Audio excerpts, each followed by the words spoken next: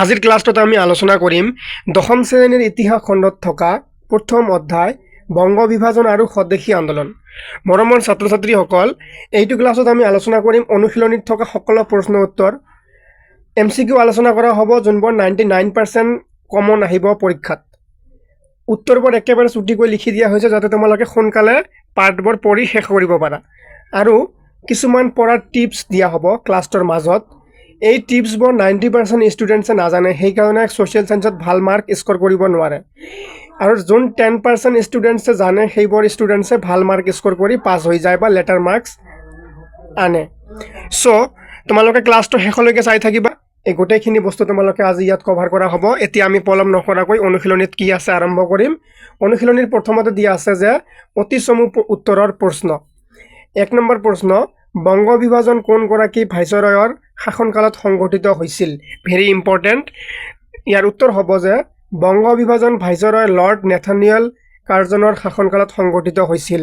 Students, তোমালোকে tension নল'বা, আমি ক্লাছটোৰ শেষত বহুত ইম্পৰ্টেণ্ট MCQ আলোচনা কৰিছোঁ যোনবোৰ 99% অহাৰ চান্স আছে পৰীক্ষাত। 2 নম্বৰ প্ৰশ্ন, 1905 খ্ৰীষ্টাব্দৰ কোন তাৰিখে বংগ বিভাজন কাৰ্যকৰী হৈছিল? ইয়াৰ উত্তৰ হ'ব 1905 খ্ৰীষ্টাব্দৰ 16 অক্টোবৰ তাৰিখে বংগ বিভাজন কাৰ্যকৰী হৈছিল। এইবোৰ ডেট তোমালোকে মনত ৰাখিবা। এইবোৰ তোমালোকে একেবাৰে পানীৰ নিচিনাকৈ মনত থাকিব লাগিব। এতিয়া 3 নম্বৰ প্ৰশ্নত দিয়া আছে বিদেশী পণ্য বৰ্জনৰ প্ৰস্তাৱ কোনখন সভাত গ্ৰহণ কৰা হৈছিল? Very important. ইয়াৰ উত্তৰ হ'ব 1905 চনৰ 7 আগষ্টত কলিকতাৰ কাছিম বজাৰৰ টাউন হলত অনুষ্ঠিত হোৱা এখন বিশাল জনসভাত বিদেশী পণ্য বৰ্জনৰ প্ৰস্তাৱ গ্ৰহণ কৰা হৈছিল। 4 নম্বৰ প্ৰশ্ন, স্বদেশী আন্দোলনৰ সময়ছোৱাত যুগান্তৰ নামৰ সংবাদপত্ৰখন সম্পাদনা কোনে কৰিছিল? ইয়াৰ উত্তৰ হ'ব যে স্বদেশী আন্দোলনৰ সময়ছোৱাত যুগান্তৰ নামৰ সংবাদপত্ৰখন ভূপেন্দ্ৰনাথ দত্তই সম্পাদনা কৰিছিল। 5 নম্বৰ প্ৰশ্ন, বংগদেশত জাতীয় শিক্ষা পৰিষদ নামৰ অনুষ্ঠানটো কেতিয়া গঠন হৈছিল? ভেৰি ইম্পৰ্টেণ্ট কুৱেশ্যন হয়। ইয়াৰ উত্তৰ হ'ব 1906 চনৰ 11 মাৰ্চত বংগদেশত জাতীয় শিক্ষা পৰিষদ নামৰ অনুষ্ঠানটো গঠন হৈছিল। তাৰপিছত 6 নম্বৰ প্ৰশ্নত দিয়া আছে যে বেংগল কেমিকেলছ নামৰ উদ্যোগ প্ৰতিষ্ঠানটোৰ প্ৰধান উদ্যোক্তা কোন আছিল? ইয়াৰ উত্তৰ হ'ব যে বেংগল কেমিকেলছ নামৰ উদ্যোগ প্ৰতিষ্ঠানটোৰ প্ৰধান উদ্যোক্তা আছিল আচাৰ্য প্ৰফুল্ল চন্দ্ৰ ৰায়। ভেৰি ইম্পৰ্টেণ্ট কুৱেশ্যন হয়। এতিয়া নেক্সট প্ৰশ্নত দিয়া আছে যে কাৰ পৌৰোহিত্যত অনুষ্ঠিত জাতীয় কংগ্ৰেছৰ অধিৱেশনত ভাৰতীয়ৰ বাবে স্বৰাজ বিচাৰি প্ৰস্তাৱ গ্ৰহণ কৰিছিল? উত্তৰ হ'ব দাদাভাই নওৰোজীৰ পৌৰোহিত্যত অনুষ্ঠিত কলিকতা অধিৱেশনত 1906 চনত জাতীয় কংগ্ৰেছে ভাৰতীয়ৰ বাবে স্বৰাজ বিচাৰি প্ৰস্তাৱ গ্ৰহণ কৰিছিল। এতিয়া আছে 8 নম্বৰ প্ৰশ্ন, বংগদেশৰ একত্ৰীকৰণ কেতিয়া হৈছিল? ভেৰি ইম্পৰ্টেণ্ট, মনত ৰাখিবা। উত্তৰ হ'ব 1911 চনৰ 12 ডিচেম্বৰত বংগদেশৰ একত্ৰীকৰণ হৈছিল।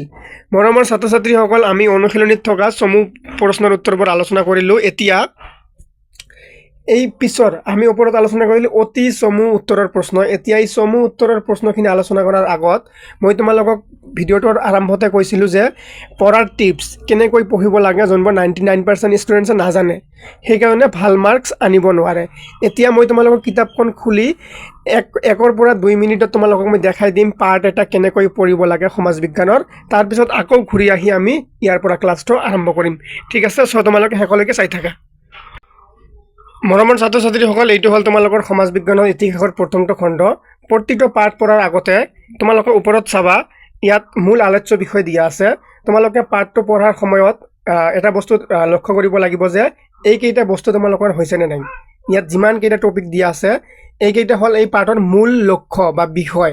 যেনেকৈ বংগ বিভাজনৰ বিষয়ে তোমালোকে জানিবই লাগিব, বংগভংগৰ পটভূমি জানিবই লাগিব, স্বদেশী আন্দোলনৰ বিষয়ে তোমালোকে জানিবই লাগিব, জাতীয় সাহিত্য, মুছলিম লীগৰ প্ৰতিষ্ঠা কেতিয়া হৈছিল, স্বদেশী আন্দোলনৰ অৱদান কি, স্বদেশী শিল্প উদ্যোগ কি, জাতীয় শিক্ষা কি, স্বদেশী আন্দোলনৰ ফলাফল, এইকেইটা বস্তু তোমালোকে 100% ফ'ল' কৰিব লাগিব। প্ৰতিটো পাঠৰ যদি মূল আলোচ্য বিষয় তোমালোকে ক্লিয়াৰ কৰা, তোমালোকে নিজে নিজক প্ৰশ্ন সুধিব লাগিব পাঠটো পঢ়াৰ পিছত যে বংগভংগৰ পটভূমি মোৰ হৈছেনে নাই, মই পাৰিম নে নোৱাৰিম, বা বংগ বিভাজনৰ বিষয়ে মই প্ৰশ্ন আহিলে কৰিব পাৰিম নে নোৱাৰিম। এনেকৈ নিজে প্ৰতিটো পাঠৰ মূল আলোচ্য বিষয় তোমালোকে ক্লিয়াৰ কৰিব লাগিব আৰু এতিয়া যেহেতু তোমালোকে জাষ্ট পঢ়া আৰম্ভ কৰিছা ক্লাছ 10 জাষ্ট আৰম্ভ হৈছে তোমালোকে যিমান পাৰা আগতে হৈ যোৱা ফাইনেল পৰীক্ষাৰ প্ৰশ্ন কাকতবোৰ উলিয়াই ল'বা নহলে তোমালোকে এখন কোশ্চেন বেংক উলিয়াই ল'বা আৰু কিমান প্ৰশ্ন আহে কেনেকৈ প্ৰশ্ন আহে প্ৰতিটো এই যেনেকৈ প্ৰথমটো অধ্যায় আছে বংগ বিভাজন এইটো পাঠৰ পৰা কেনেকৈ প্ৰশ্ন আগতে আহিছিল কমেও তোমালোকে 5 বছৰৰ প্ৰশ্ন কাকত চালে এটা আইডিয়া পাবা যে কেনেকৈ পঢ়িব লাগিব এই পাঠৰ পৰা কিমান বা কোনখিনি প্ৰশ্ন অহাৰ সম্ভাৱনা আছে তাৰ পিছত পাঠটো যেতিয়া পঢ়া আৰম্ভ কৰিবা এনেকৈ পঢ়োতে যিমানখিনি চন আছে নামবিলাক তোমালোকে এনেকৈ হাইলাইট কৰিবা আৰু এইবাৰ এখন তোমালোকৰ নোটছত লিখি ল'বা সৰুকৈ এটাকৈ ইনফৰমেশ্যন লিখি ল'বা তাৰপিছত এই হালধীয়া বাকচত থকা যিমানখিনি ইনফৰমেশ্যন আছে এইখিনি পঢ়িবা ইয়াৰ পৰাই তোমালোকৰ MCQ আহে ষ্টেটমেণ্ট দিয়ে এই বাকচবোৰৰ পৰা ইয়াত বহুত ইম্পৰ্টেণ্ট বস্তু দিয়া থাকে যেনেকৈ এটা আমি উদাহৰণ হিচাপে পঢ়ি চালে কি হ'ব যে মোগল সম্ৰাট শাহ আলম 1759 পৰা 1806 আৰু ৰবাৰ্ট ক্লাইভৰ মাজত সম্পন্ন হোৱা এলাহাবাদ সন্ধিৰ 1765 ইয়াত এইটো ইম্পৰ্টেণ্ট যে এলাহাবাদ সন্ধি কেতিয়া হৈছিল 1765 চনত হৈছিল কাৰ মাজত হৈছিল শাহ আলম আৰু ইষ্ট ইণ্ডিয়া কোম্পানীৰ মাজত বা ৰবাৰ্ট ক্লাইভৰ মাজত হৈছিল এনেকৈ ইয়াত চোৱা আৰু এটা বস্তু আছে যে ইষ্ট ইণ্ডিয়া কোম্পানীয়ে বংগৰ লগতে বিহাৰ আৰু উৰিষ্যাৰ ওপৰত ৰাজনৈতিক কৰ্তৃত্ব লাভ কৰাৰ পিছত এই তিনিওটা অঞ্চল বংগ বিহাৰ উৰিষ্যা বংগ উপদ্বীপত অন্তৰ্ভুক্ত কৰিছিল এনেকৈ মোষ্ট ইম্পৰ্টেণ্ট বস্তুখিনি এই বাকচত দিয়া থাকে তোমালোকে এনেকৈ যিমানখিনি পেৰাগ্ৰাফত চন আৰু নাম থাকিব সেইবোৰ তোমালোকে এখন বহীত নোটছ কৰি ল'বা তাৰপিছত ইয়াত বাকচবোৰ পঢ়িবা তাৰপিছত আৰু বেলেগ একো কাম নাই ডাইৰেক্ট তোমালোকে পাঠটোৰ শেষত যাবা পাঠটোৰ শেষত গ'লে তোমালোকে এটা বস্তু পাবা মূল কথা মই তোমালোকক দেখাই দিম সুন্দৰকৈ এইখিনি মূল কথা পাঠৰ শেষত একেবাৰে পাঠৰ শেষত দেখিবা তোমালোকে মূল কথা এই মূল কথাখিনিৰ প্ৰতিটো লাইন তোমালোকে ভালকৈ পঢ়ি ল'বা প্ৰতিটো লাইন ইয়াৰ পৰা এই মূল কথাখিনি তোমালোকে যদি ক্লিয়াৰ কৰা এই মূল কথাখিনি ক্লিয়াৰ কৰি তোমালোকে অনুশীলনীৰ প্ৰশ্নৰ উত্তৰ সলভ কৰিব যাবা তোমালোকে দেখিবা যে তোমালোকৰ অনুশীলনীৰ বেছিভাগ প্ৰশ্ন তোমালোকৰ হৈয়ে গৈছে অলৰেডি সো এনেকৈ এটা পাৰ্ট যদি তোমালোকে পঢ়া প্ৰিভিয়াছ ইয়াৰ কোশ্চেন মানে আগতে হৈ যোৱা ফাইনেল পৰীক্ষাৰ প্ৰশ্ন কাকত পাঠটো ভালকৈ ৰিডিং পাঠটোৰ মাজত থকা বাকচবোৰৰ ইনফৰমেশ্যনখিনি মূল কথা তাৰপিছত অনুশীলনীৰ প্ৰশ্ন এনেকৈ যদি তোমালোকে পঢ়ি যোৱা 100% ছ'চিয়েল সায়েন্সত এটা ভাল স্ক'ৰ কৰিব পাৰিবা বা লেটাৰ মাৰ্কছ আনিব পাৰিবা সো এতিয়া আমি কোশ্চেন এনসাৰখিনি পঢ়া আৰম্ভ কৰিম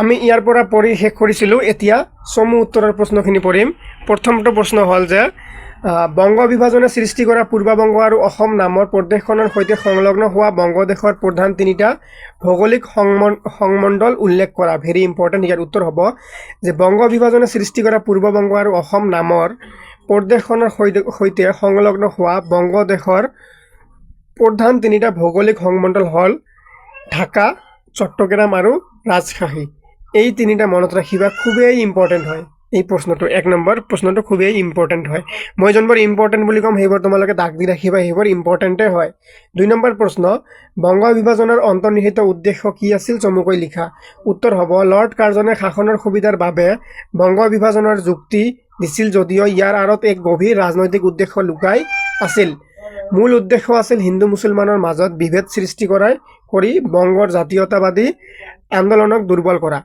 ঐক্যবদ্ধ বংগক এক বৃহৎ শক্তি হিচাপে গণ্য কৰা হৈছিল আৰু এই বিভাজনেৰে সেই শক্তিক ভাঙি পেলোৱাৰ পৰিকল্পনা কৰা হৈছিল 3 নম্বৰ প্ৰশ্ন যে বংগ বিভাজন বিৰোধী আন্দোলনে স্বদেশী আন্দোলন নাম কিয় পাইছিল চমুকৈ লিখা উত্তৰ হ'ব যে বংগ বিভাজনৰ পৰিণতি হিচাপে জনসভাত সংবদ্ধভাৱে বিদেশী বস্তু এই ব্ৰেকেটৰখিনি লিখিব নালাগে বৰ্জন আৰু স্বদেশী বস্তু গ্ৰহণৰ সিদ্ধান্ত লোৱা হৈছে এইখিনি তোমালোকে বুজাৰ কাৰণে ব্ৰেকেটত লিখি দিয়া হৈছে কিন্তু তোমালোকে এনসাৰত লিখিব নালাগে এই স্বদেশী বস্তুৰ গ্ৰহণ আৰু বিদেশী বস্তুৰ বৰ্জনৰ কাৰ্যসূচীৰ বাবে এই আন্দোলনটোক স্বদেশী আন্দোলন নাম পাইছিল কিয় স্বদেশী আন্দোলন নাম দিয়া হৈছিল কাৰণ বিদেশী বস্তুবোৰ বৰ্জন মানে ব্যৱহাৰ কৰা বন্ধ কৰিছিলে আৰু আমাৰ নিজৰ দেশতে উৎপন্ন হোৱা বস্তুখিনি বেছিকৈ ব্যৱহাৰ কৰা আৰম্ভ কৰিছিলে সো সেই কাৰণে স্বদেশী আন্দোলন হিচাপে নামটো পাইছিল 4 নম্বৰ প্ৰশ্ন স্বদেশী আন্দোলনে জাতীয় শিক্ষালৈ আগবঢ়োৱা বৰঙণিৰ বিষয়ে আলোচনা কৰা ভেৰি ইম্পৰ্টেণ্ট কোশ্চেন হয় উত্তৰ হ'ব স্বদেশী আন্দোলনৰ সময়ত ছাত্ৰ সমাজক আন্দোলনৰ পৰা আঁতৰাই ৰাখিবলৈ বংগ চৰকাৰে কাৰ্লাইল জাননী কাৰ্লাইল জাননী অৰ্থাৎ কাৰ্লাইল চাৰ্কুলাৰ জাৰি কৰিছিল। ইয়াৰ প্ৰতিবাদত ছাত্ৰসকলে চৰকাৰী শিক্ষানুষ্ঠান বৰ্জন কৰে আৰু তেওঁলোকৰ বাবে জাতীয় শিক্ষাৰ প্ৰয়োজনীয়তা আহি পৰে। ফলস্বৰূপে জাতীয় শিক্ষা পৰিষদ 1906 চনত গঠন কৰা হয়। ইয়াত মই ব্ৰেকেটত লিখি দিছোঁ, 1906 চনত জাতীয় শিক্ষা পৰিষদ গঠন কৰা হৈছিল আৰু ইয়াৰ অধীনত বহুতো জাতীয় বিদ্যালয় আৰু মহাবিদ্যালয় স্থাপন কৰা হৈছিল। ইয়াৰ ভিতৰত বংগ জাতীয় মহাবিদ্যালয় আৰু বেংগল টেকনিকেল ইনষ্টিটিউট অন্যতম আছিল, যিটোৱে ভাৰতত জাতীয় শিক্ষাৰ ভেটি শক্তিশালী কৰিছিল। এতিয়া হ'ল 5 নম্বৰ প্ৰশ্ন।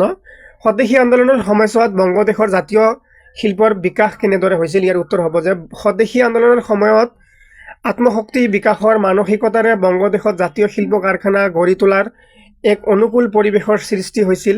স্বদেশী সামগ্ৰীৰ চাহিদা বৃদ্ধি পোৱাত বিভিন্ন কুটিৰ শিল্প যেনে সূতা কটা কল, তাঁতশাল, চাবোন, চেনি, জুইশলা আদিৰ কাৰখানা গঢ়ি উঠিছিল।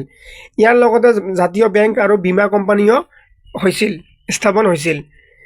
আচাৰ্য প্ৰফুল্ল চন্দ্ৰ ৰায়ে বেংগল কেমিকেলছ আৰু জামছেদজী টাটাই লৌহ শিল্প কাৰখানা স্থাপন কৰিছিল, যিয়ে ভাৰতৰ উদ্যোগ ক্ষেত্ৰত এক নতুন যুগৰ সূচনা কৰিছিল। ষ্টুডেণ্টছ, তোমালোকে কমেণ্ট কৰি জনাবা উত্তৰবোৰ একেবাৰে ছুটি কৰি মই দিছোঁ নে নাই, তোমালোকে নিশ্চয় জনাবা। এতিয়া 6 নম্বৰ প্ৰশ্নত দিয়া আছে যে স্বদেশী আন্দোলন দমন কৰাৰ উদ্দেশ্যে ব্ৰিটিছ চৰকাৰে কি কি আন্দোলন বিৰোধী কাৰ্যসূচী গ্ৰহণ কৰিছিল? ইয়াৰে ভিতৰত তোমালোকে এই 6 নম্বৰ প্ৰশ্নটা ভালকৈ পঢ়িবা। এইবিলাক প্ৰশ্ন জেনেৰেলি আহিয়ে থাকে পৰীক্ষাত। উত্তৰ হ'ব স্বদেশী আন্দোলন দমন কৰিবলৈ ব্ৰিটিছ চৰকাৰে বিভিন্ন দমনমূলক নীতি গ্ৰহণ কৰিছিল। তেওঁলোকে উদাৰপন্থী নেতাসকলক হাতৰ মুঠিত ৰাখিবলৈ বিভিন্ন উপাধি, পদক আৰু পদ যাচিছিল। আনহাতে আন্দোলনকাৰীসকলৰ ওপৰত কঠোৰ ব্যৱস্থা লোৱা হৈছিল।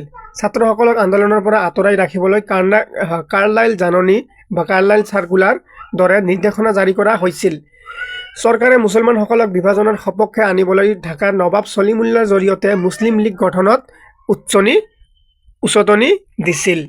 এতিয়া আছে 7 নম্বৰ প্ৰশ্ন। স্বদেশী আন্দোলনৰ 3টা ফলাফল।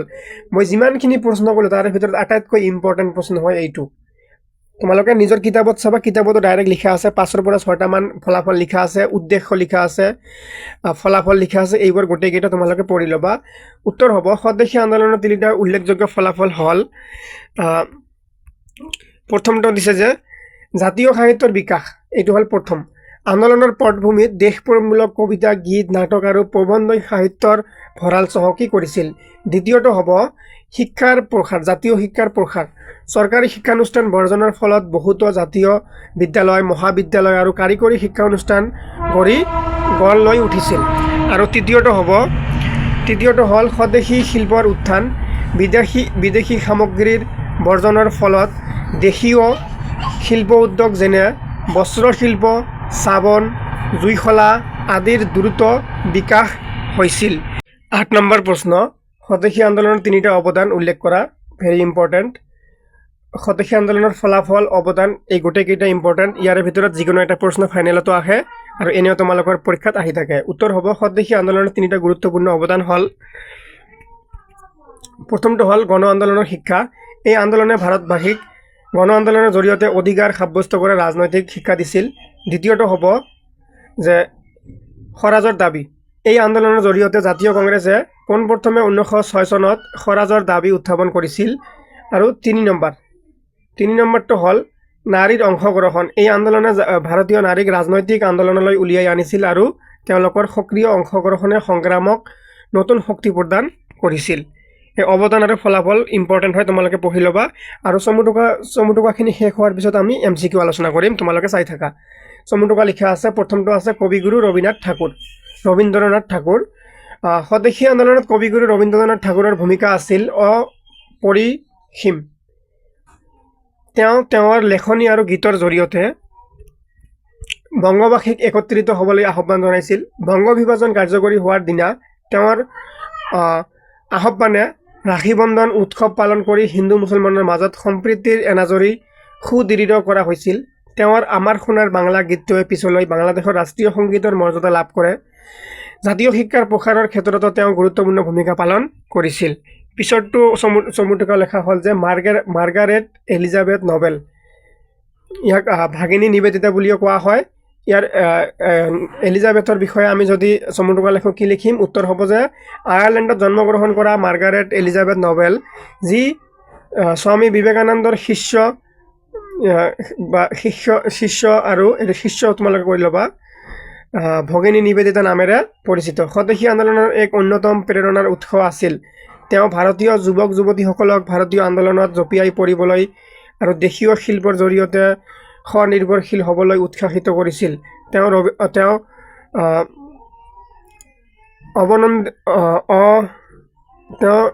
অৱনীন্দ্ৰনাথ, এইটো ভুল হৈছে, তোমালোকে ঠিক কৰি ল'বা, ঠিক আছে? তোমালোকে কি কৰি ল'বা ইয়াত? তেওঁ ৰবীন্দ্ৰনাথ তোমালোকে দিবা। ৰবীন্দ্ৰনাথ ঠাকুৰৰ বংগমাতা ছবিখনক ভাৰত মাতা ৰূপে তুলি ধৰি জাতীয় চেতনা জাগ্ৰত কৰাত সহায় কৰিছিল। ব্ৰিটিছসকলে তেওঁক ইংৰাজৰ অন্যতম দুৰ্দান্ত আৰু বিপদজনক বিৰোধী বুলি গণ্য কৰিছিল। 3 নম্বৰত দিয়া আছে নৱাব ছলিমুল্লাহ। ঢাকাৰ নৱাব ছলিমুল্লাহ বংগ বিভাজনৰ সময়ত এজন গুৰুত্বপূৰ্ণ ব্যক্তি আছিল। ব্ৰিটিছ চৰকাৰে তেওঁৰ ব্যৱহাৰ কৰি পূৰ্ববংগৰ মুছলমানসকলক বিভাজনৰ সপক্ষে আনিবলৈ চেষ্টা কৰিছিল। লৰ্ড কাৰ্জনে তেওঁক কম সুদত এক বৃহৎ পৰিমাণৰ ঋণ দি হাত কৰিছিল। ছলিমুল্লাৰ নেতৃত্বত 1906 চনৰ 30 ডিচেম্বৰত ঢাকাত সৰ্বভাৰতীয় মুছলিম লীগ নামৰ ৰাজনৈতিক দলটোৰ জন্ম হৈছিল, যাৰ উদ্দেশ্য আছিল ব্ৰিটিছ চৰকাৰৰ প্ৰতি মুছলমানসকলৰ আনুগত্য বৃদ্ধি কৰা আৰু তেওঁলোকৰ ৰাজনৈতিক স্বাৰ্থ সুৰক্ষিত কৰা। এতিয়া আমি আলোচনা কৰিম মোষ্ট ইম্পৰ্টেণ্ট MCQ, আৰু এইবাৰ পৰীক্ষাত অহাৰ খুব বেছি সম্ভাৱনা আছে। 1 নম্বৰ হ'ল বন্দনী ভাৰত নামৰ নাটকখনৰ ৰচক কোন আছিল? ইয়াৰ ৰচক হ'ব অম্বিকাগিৰি ৰায় চৌধুৰী। 2 নম্বৰ প্ৰশ্ন হ'ল 1905 খ্ৰীষ্টাব্দৰ কোন তাৰিখে বংগ বিভাজন কাৰ্যকৰী হৈছিল? 16 অক্টোবৰ তাৰিখে, মনত ৰাখিবা ভালকৈ। তাৰপিছত 3 নম্বৰত দিয়া আছে যে পূৰ্ববংগ আৰু অসম নামৰ প্ৰদেশখনৰ ৰাজধানী স্থাপন কৰা হৈছিল ক'ত? ইয়াৰ শুদ্ধ উত্তৰ হ'ব ঢাকাত, মনত ৰাখিবা ঢাকাত। এইবোৰ প্ৰশ্ন খুবেই ইম্পৰ্টেণ্ট হয়। 4 নম্বৰ MCQ, কোনজন ভাইচৰয়ৰ শাসনকালত বংগ বিভাজন হৈছিল? ইয়াৰ শুদ্ধ উত্তৰ কি হ'ব? Lord Nathaniel Curzon. 5 number MCQ, ভাৰতীয় জাতীয়তাবাদৰ প্ৰাণ কেন্দ্ৰ বুলি কোন ঠাইক অভিহিত কৰা হয়? ইয়াৰ শুদ্ধ উত্তৰ হ'ব বংগদেশক অভিহিত কৰা হয়। তাৰপিছত 6 নম্বৰ প্ৰশ্ন, যে যুগান্তৰ নামৰ সংবাদপত্ৰখন সম্পাদনা কৰিছিল কোনে কৰিছিল? ইয়াৰ শুদ্ধ উত্তৰ হ'ব ভূপেন্দ্ৰনাথ দত্ত। তাৰপিছত আছে 7 নম্বৰ MCQ, বংগদেশৰ একত্ৰীকৰণ হৈছিল। বংগদেশৰ একত্ৰীকৰণ কেতিয়া হৈছিল? ইয়াৰ একত্ৰীকৰণ হৈছিল 1911 চনৰ 11 খ্ৰীষ্টাব্দৰ 12 ডিচেম্বৰ তাৰিখে একত্ৰীকৰণ হৈছিল। 8 নম্বৰত দিয়া আছে বংগদেশত জাতীয় শিক্ষা পৰিষদ গঠন হৈছিল। বংগদেশত জাতীয় পৰিষদ শিক্ষা কেতিয়া গঠন হৈছিল? 1906 চনৰ 11 মাৰ্চ তাৰিখে। তাৰপিছত 9 নম্বৰ প্ৰশ্নত দিয়া আছে বেংগল কেমিকেলছ নামৰ উদ্যোগটোৰ প্ৰধান উদ্যোক্তা কোন আছিল? ইয়াৰ শুদ্ধ উত্তৰ হ'ব আচাৰ্য প্ৰফুল্ল ৰায়, এইটো হ'ল ইয়াৰ উত্তৰ, ঠিক আছে। এতিয়া নেক্সট প্ৰশ্নত দিয়া আছে 10 নম্বৰ প্ৰশ্ন, বংগলক্ষ্মী কটন মিল নামৰ উদ্যোগটোৰ প্ৰধান উদ্যোক্তা কোন আছিল? ইয়াৰ শুদ্ধ উত্তৰ হ'ব নীলৰতন চৰকাৰ। 11 নম্বৰ MCQ দিয়া আছে অসম নামৰ প্ৰদেশখন গঠন হৈছিল। অসম নামৰ প্ৰদেশখন কেতিয়া গঠন হৈছিল? ইয়াৰ শুদ্ধ উত্তৰ হ'ব 1874 খ্ৰীষ্টাব্দৰ 7 ফেব্ৰুৱাৰী তাৰিখে অসম নামৰ প্ৰদেশখন গঠন হৈছিল। 12 নম্বৰ MCQ, ঢাকাক ৰাজধানী হিচাপে লৈ প্ৰস্তাৰিত পূব বংগ আৰু অসম নামৰ প্ৰদেশখনৰ জনসংখ্যা হ'ল কিমান? ইয়াৰ শুদ্ধ উত্তৰ হ'ব 3,10,00,000, মনত ৰাখিবা। বন্দে মাতৰম সংবাদপত্ৰখনৰ সম্পাদক কোন আছিল? সম্পাদক আছিল ঋষি অৰবিন্দ ঘোষ। তাৰপিছত 14 নম্বৰ MCQ, কাৰ নেতৃত্বত ছাত্ৰ সংসদ গঠন হৈছিল? ইয়াৰ শুদ্ধ উত্তৰ হ'ব সুৰেন্দ্ৰনাথ বন্দ্যোপাধ্যায়। আৰু 15 নম্বৰ MCQত আছে যে স্বদেশী আন্দোলনৰ সময়ত ৰচিত প্ৰমথনাথ ৰায়চৌধুৰীৰ গ্ৰন্থখন হ'ল কি? জয় সংগীত। মৰমৰ ছাত্ৰ ছাত্ৰীসকল, এইখিনিতে তোমালোকৰ পাঠত থকা গোটেইখিনি বস্তু আমি আলোচনা কৰিলোঁ। আমি কি আলোচনা কৰিছোঁ তোমালোকে এবাৰ চাই লোৱা। আমি প্ৰথমতে আলোচনা কৰিছোঁ তোমালোকৰ অনুশীলনীত থকা প্ৰশ্নখিনি। আমি MCQ আলোচনা কৰিলোঁ আৰু যোনবোৰ কমন হোৱাৰ খুবেই চান্স আছে। উত্তৰবোৰ একেবাৰে ছুটি কৰি দিয়া হৈছে তোমালোকক, আৰু কেনেকৈ সমাজ বিজ্ঞান পঢ়িব লাগে তাৰে টিপছ। আৰু এইকেইটা বস্তু তোমালোকে ফ'ল' কৰিলে নিশ্চয় তোমালোকে ভাল মাৰ্ক আনিব পাৰিবা। চ' ধন্যবাদ সকলোকে।